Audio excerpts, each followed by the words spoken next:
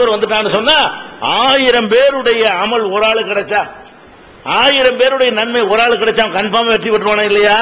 அப்ப இந்த மார்க்க அறிவு, மார்க்கத்தை சரியான முறையில் நம்ம சொல்லிக் கொடுத்தோம் என்று சொன்னால், மார்க்கத்துல பெரிய பட்டம் வாங்குறது கிடையாது.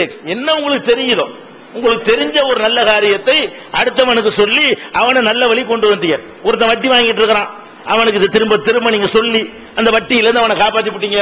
அப்ப நீங்க அவன் செய்யற அமல்கள் உங்களுக்கு பங்காளி ஆயிருங்க. அவன் போய் 10 பேர் அது மாதிரி திருத்தினான், அதுல உங்களுக்கு பங்காளி ஆகுறீங்க. இப்படி ஒரு தர்காவுக்கு போற ஒருத்தர் இருக்கிறான், அவனுக்கு திரும்ப திரும்ப சொல்லி நேர்வழி கொண்டு வந்துட்டீங்க. அவன் அது வரைக்கும் எல்லாமல் நாசமா போயிட்டு இருந்துச்சு, இப்ப அவனுடைய எல்லா அமல் காப்பாற்றப்படுதுல, அந்த அமல் அவனுக்கும் கிடைச்சு போயிடுது, உங்களுக்கும் கிடைக்கிறது. அப்ப அடுத்தவனுக்கு மார்க்கத்தை சொல்லி கொடுக்கிறது என்பது ஒரு மனுஷனுடைய தரஜாவை தாறுமாறாக உயர்த்தக்கூடியதாக இருக்கிறது. அந்த மாதிரி ஒரு காரியத்தை செஞ்சிருக்கான். யாரு? இந்த மார்க்க அறிஞர் வந்து கேட்கிறான், அல்லாஹ் நீ என்ன செஞ்ச? நான் நிறைய பிரச்சாரம் பண்ணேன். அல்லாஹ் என்ன சொல்லுவான்? பொய். என்ன பொய்? நீ பிரச்சாரம் பண்ண நெசம், அடுத்த ஆளுக்கு சொன்னது நெசம், எதையும் கூட்டல குறைக்கல, உள்ளதான் சொன்ன. என்ன நினைச்சுக்கிட்டு சொன்ன? சொல்லும் போது மனசுல என்ன நினைப்பு இருந்துச்சு? நம்மளை எல்லாரும் அறிஞர்னு பாராட்டணும். சொல்லும் போது என்னது? இது நம்ம சொன்னால், இப்ப நான் சொன்னதெல்லாம் நினைச்சு பார்க்கணும். ஒருத்தர் மார்க்கத்தை சொல்லக்கூடிய எப்படி நினைக்கணும்? நாம இதை சொன்னால், இதுல ஒருத்தர் நேர்வழிக்கு வந்தால் அந்த அமலுடைய நன்மை எனக்கு கிடைச்சி நான் சொர்க்கத்துக்கு போக முடியும். நான் ஒரு 10 பேருக்கு சொன்னால் அந்த 10 பேர் திருந்தினால் அவர்கள் செய்யற அமலுடைய கூலியில் எனக்கு பங்கு கிடைக்கும். அதுக்கு தான் நான் சொல்றேன் அப்படின்னு சொல்லி இருந்தால் எங்க கொண்டே சேர்த்துறேன்? 1,00,000 பேர் 2,00,000 பேருடைய அமல் ஒரு மனுஷனுக்கு கிடைக்கும். அப்ப எவ்வளவு மக்களுக்கு அந்த மெசேஜ் போய் சென்றடைகிறதோ அவ்வளவு கூலி ஒரு மனுஷனுக்கு கிடைக்குதா இல்லையா? அவ்வளவு பெரிய காரியத்தை செஞ்சிருக்கிறான். ஆனா என்ன தெரியலாம் போச்சு, என்ன செஞ்சு விட்டான்? அதை செய்யும் பொழுது நம்மளை வந்து அறிஞர் எல்லாம் பாராட்டணும், இவர மாதிரி ஒரு அறிவாளி கிடையாதுன்னு 4 பேர் நம்மளை சொல்லணும். அதுக்காக வேண்டி நான் சொல்லிட்டேன்னு வைங்க, ஒரு மார்க் அறிஞர் அதுக்காக வேண்டி பிரச்சாரம் பண்ணாருன்னு வைங்க, முடிஞ்சு வச்சுக்குது. அல்ல என்ன செய்யறான்? நீ எனக்காக செஞ்ச, உன்னை ஆலிமி என்று மற்றவர்கள் பாராட்ட வேண்டும், உன்னை அறிஞர் என்று போற்றி புகழ வேண்டும், அதுக்கு தானே செஞ்ச. அதான் புகழ்ந்துட்டாங்களே, நீ என்ன எதிர்பார்த்தி அது உலகத்தில் கிடைச்சு போச்ச, எல்லாரும் உனக்கு அந்த பாராட்டையும் பரிசையும் தந்துட்டாங்களே, நம்ம கிட்ட ஒண்ணும் கிடையாது, இழுத்துட்டு போங்கன்றான். அப்ப இது எதை காட்டுது? 3 சிறந்த அமலை ரசூலுல்லாஹ் சொல்றாங்க. இந்த 3 அமலும் தொழுகை நோம்பெல்லாம் அவனோட முடிஞ்சு போகக்கூடியது. இந்த நான் சொன்ன இந்த 3 அமல்களும் இருக்கிற இடத்தை விட எங்கேயோ கொண்டு ஒரு மனுஷனை கொண்டு உச்சாணிகளை வைக்கக்கூடிய அமல்கள்.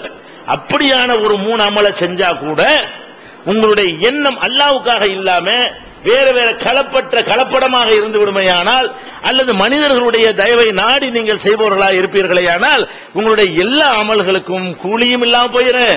அதுக்கு தண்டனையும் அல்லாஹ் ஏமாத்தன குற்றத்துக்காக வேண்டி நரகத்திலே கொண்டு இழுத்து போடுங்க அப்படின்னு சொல்லிடுவான். அப்ப இவ்வளவு பெரிய பெரிய அமல்கள் செஞ்சவங்களுடைய நிலைமை இதுவென்று சொன்னால் நம்ம என்ன அப்படி அமல் பண்ணிவிடுறோம்? ரொம்ப அற்புத உயிரை தியாகம் பண்ணிவிட்டோம், இருக்கிறதெல்லாம் வாரி வாரி வாரி வழங்கக்கூடிய வள்ளல்களாவா இருக்கிறோம். நம்ம அந்த மாதிரிலாம் ஒண்ணு பண்ணிடல, சும்மா அங்க ஒண்ணு அமல்கள் செய்யறோம். பெரிய பெரிய அமல் செஞ்சவன்லாம் எங்க போய் நிக்கிறான்னு சொன்னா நம்முடைய இந்த சின்ன அமல்கள் எப்ப பயன் தரும்?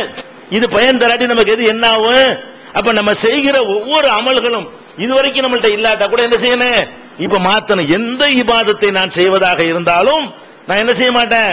மனிதனுடைய திருப்திக்கு நான் செய்ய மாட்டேன், புகழுக்கு செய்ய மாட்டேன், அந்தஸ்துக்கு செய்ய. ஒரு இபாதத்தை செய்யும் பொழுது உங்களுக்கு என்ன நினைப்பு வந்துடணும்? யா அல்லாஹ் இந்த இபாதத்தை உனக்கு செய்கிறேன், இதை செய்வது எவனோ பார்க்கிறதுக்கு நான் செய்யவில்லை, யாரோ பாராட்டுறேன் நான் செய்யவில்லை, இதுக்கு நீ என்ன வாக்களித்திருக்கிறாயோ அதை நீ தருவாய், நீ தர வேண்டும், அதுக்கு தான் நான் இந்த தியாகம் பண்ணி நான் செய்கிறேன் அப்படின்னு சொன்னால் அது அல்லாஹ்வுக்கு போதுமானதா இருக்கு.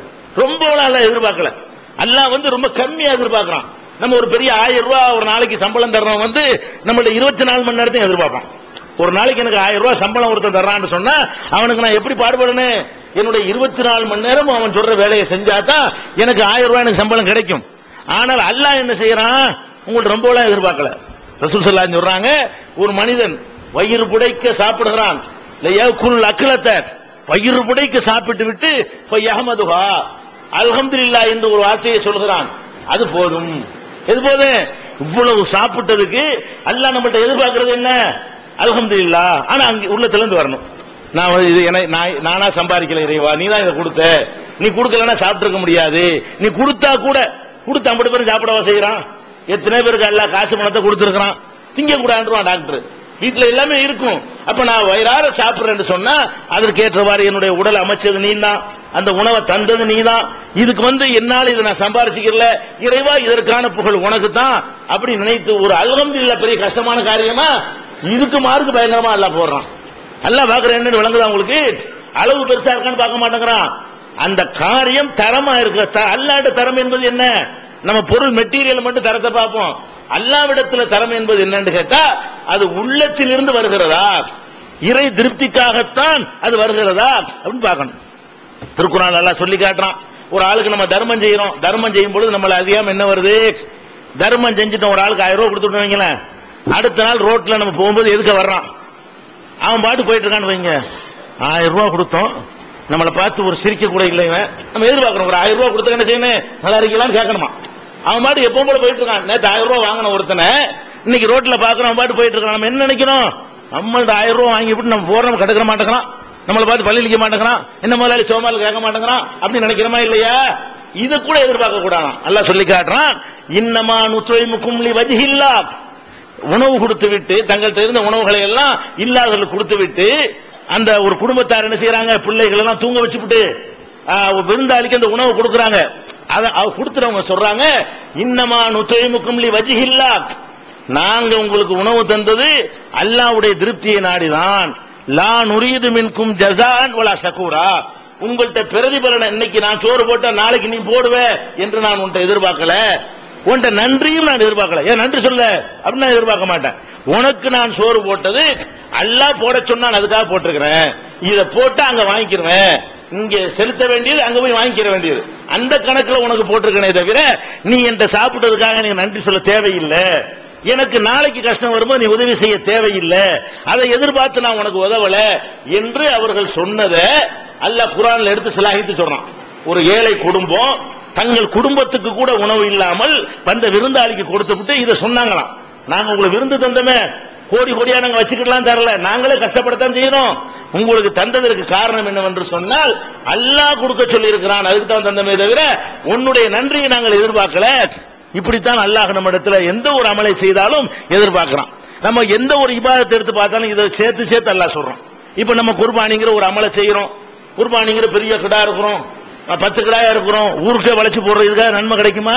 எப்ப கிடைக்கும்?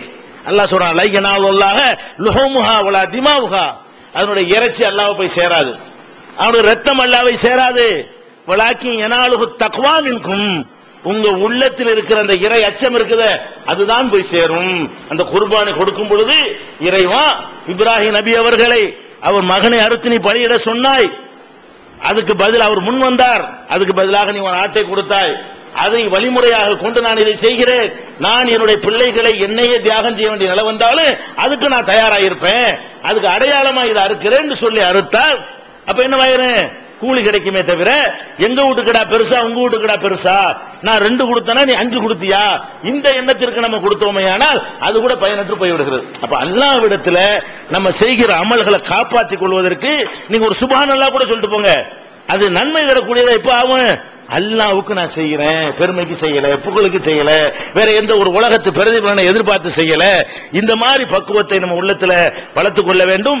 இத்தகைய நன்மைகளாக அல்லாஹ் ரப்பல் ஆலமீன் நம் அனைவரையும் ஆக்கி அருள்வானாக. வாஹிரு தஅவானா பிஸ்மில்லாஹிர் ரஹ்மானிர் ரஹீம்.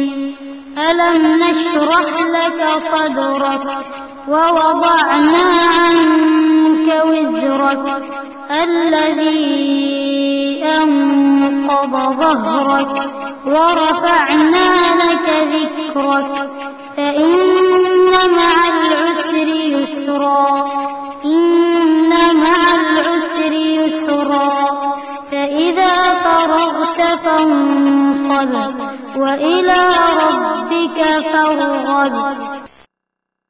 அல்ஹம்துலில்லாஹ். அன்பார்ந்த சகோதரர்களே, முஸ்லிம்களாக வாழக்கூடிய நாம் இஸ்லாத்திலே சொல்லப்பட்டிருக்கின்ற மறுமையினுடைய மகத்தான வெற்றியை பெறுவதற்காக இந்த உலகில் பல வணக்க வழிபாடுகளை நாம் கடைபிடிக்கிறோம். முஸ்லிம்களை எடுத்துக்கொண்டால் 5 காலம் தொழுகையை அவர்கள் நிறைவேற்றுகிறார்கள், ரமலான் மாதத்திலே நோன்பு வைக்கிறார்கள், ஜக்காத் என்கிற கடமையை நிறைவேற்றுகிறார்கள், அல்லாஹ்வுடைய பாதையிலே ஹஜ் செய்கிறார்கள். அப்ப இந்த காரியங்களை எல்லாம் எடுத்து பார்க்கும் பொழுது ஒரு